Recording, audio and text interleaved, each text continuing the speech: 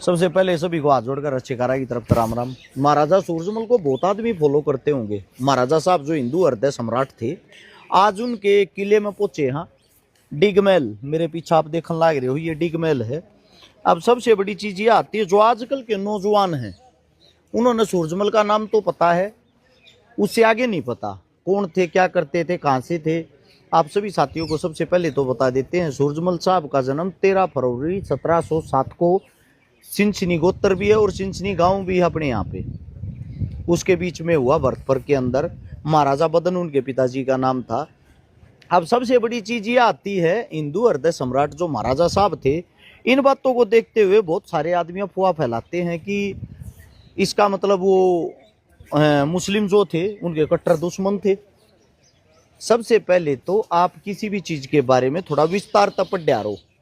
एक तो यह जो नई यूनिवर्सिटी आई है ना, व्हाट्सएप यूनिवर्सिटी, इसके ज्ञान में मत फंसो।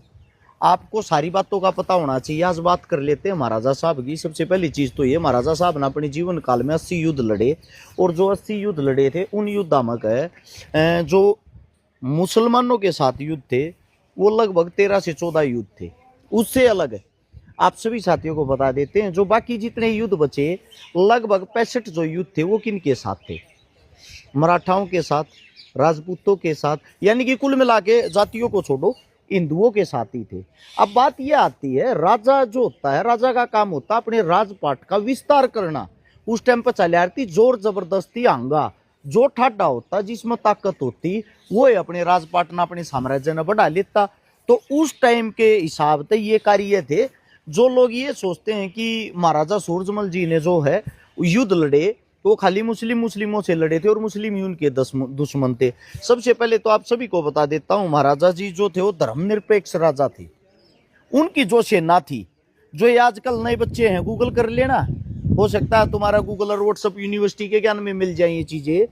उनकी जो फौज थी, उनकी फौज में हिंदुआ की बात करा तो ब्राह्मण भी थे, वाल्मीकि भी थे, महार भी थे, जाटव और गुज्जर भी थे, अहीर भी थे और मुस्लिम भी थे।